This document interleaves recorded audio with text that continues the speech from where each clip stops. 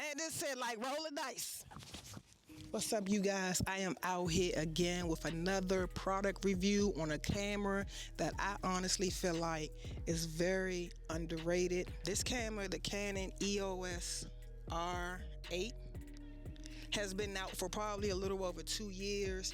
24.2 megapixel, which is really good for video. This has a 4K sensor. The quality is really good with video and stills. I really feel like this camera is very underrated. A lot of people don't talk about this camera. I don't know why. I think it's because it's small. People say it feel like a toy.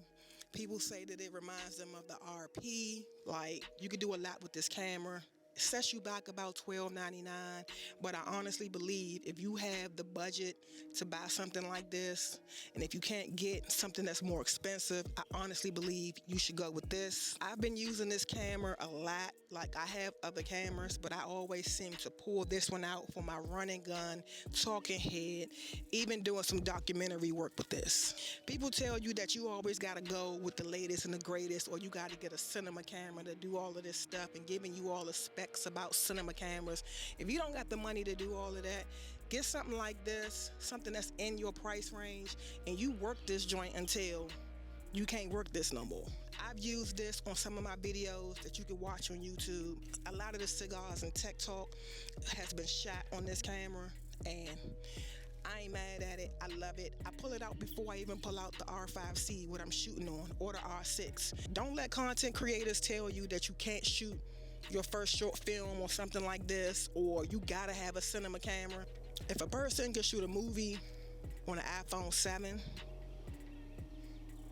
I mean, real talk, what's the problem?